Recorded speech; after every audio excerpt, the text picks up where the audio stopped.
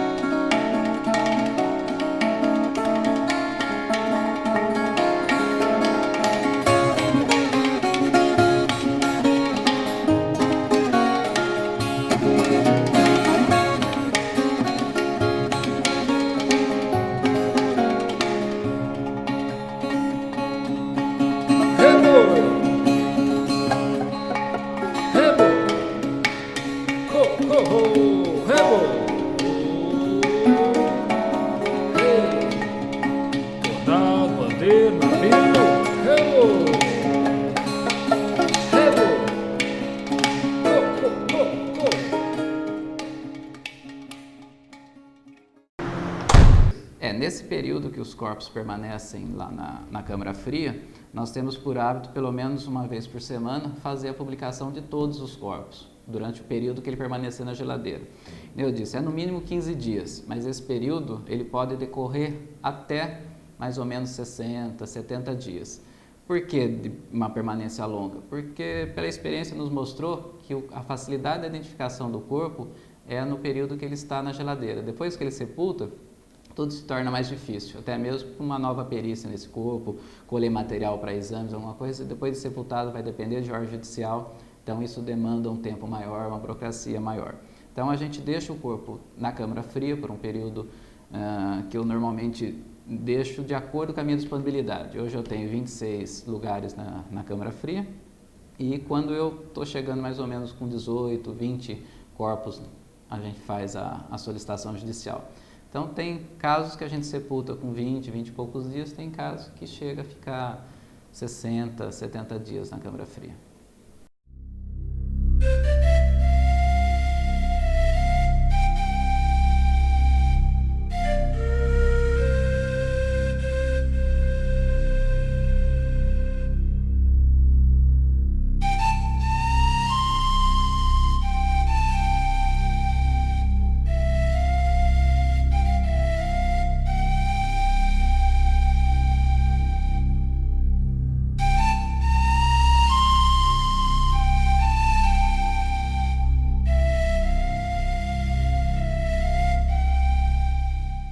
Não existe uma área específica para sepultamento de indigentes.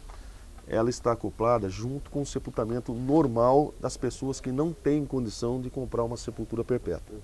Então essa área hoje, lá no cemitério Conceição, ela pega aproximadamente 4 quadras, que está num total de 3 mil metros quadrados. O cemitério tem 150 mil metros quadrados. Tá? Então existem algumas quadras que não estão sendo utilizadas, tá? E o restante são todas quadras perpétuas, onde as pessoas são concessionários das sepulturas. As quadras não tem grama por um motivo até técnico, porque como o funcionário tem que constantemente estar removendo essa terra para fazer novos sepultamentos, se plantar a grama, a mão de obra dele vai ser bem maior. Primeiro, porque a grama não vai sobreviver muito, porque constantemente ela vai ser arrancada. Segundo, que a grama, quando ela fixa, ela dá mais mão de obra devido às raízes para poder você abrir o buraco. É necessário. Isso. E na quadra perpétua não, é toda gramada, porque ali é feito poda através de maquinário.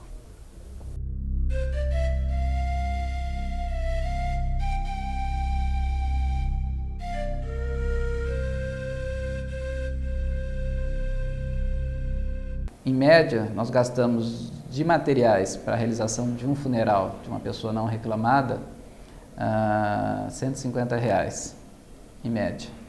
Agora, se for agregar tempo, mão de obra, aí o custo ele se eleva e bastante. Porque é mais dispendioso você providenciar um funeral de um não reclamado do que de uma pessoa que a família vem e providencia.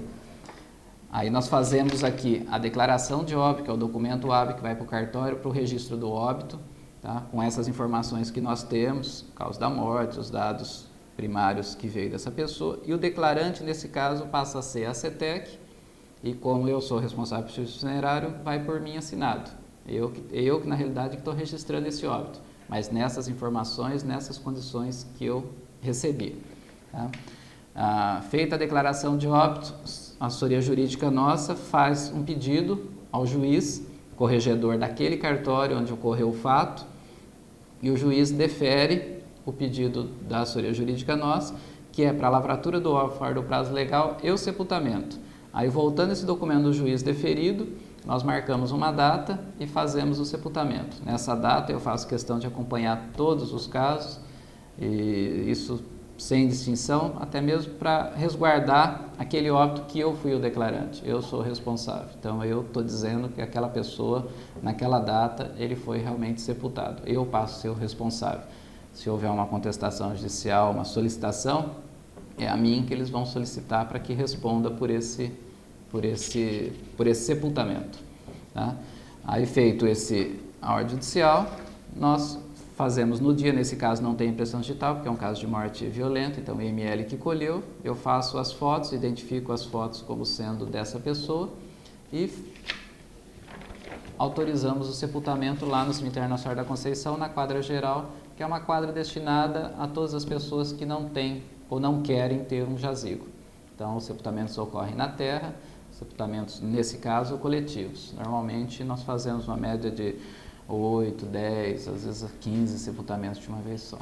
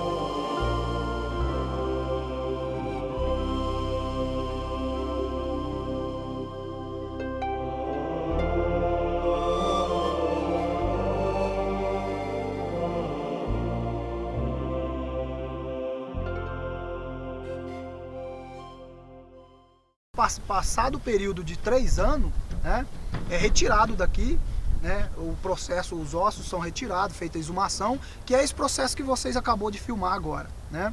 Então, esses ossos são retirados, tudo, estão deslocados, levados aqui para o ossário, né, onde coloca todos os ossos, independente da pessoa ter familiar ou não, né, ter amparo de familiar, ou ser indigente. Os ossos vão todos para o mesmo ossário, são todos misturados, né, não, sem separação. Né.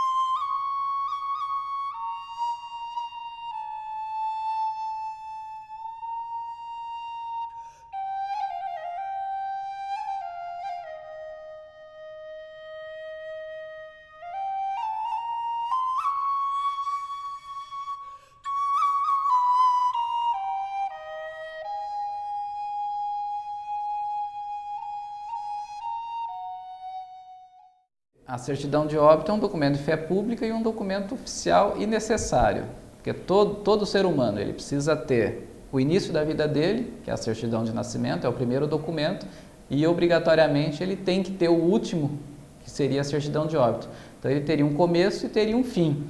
Muitos desses casos que as pessoas são sepultadas como desconhecido, ele passa a viver eternamente. Que ele tem uma certidão de nascimento, ele houve um registro, houve um apontamento do nascimento dele e nunca vai existir o apontamento da morte dele. Então, muitas pessoas existem eternamente. É uma paródia, vamos dizer assim, mas nessa condição ele passa a ser um ser eterno, porque ele não teve um nascimento e nunca vai ter uma morte.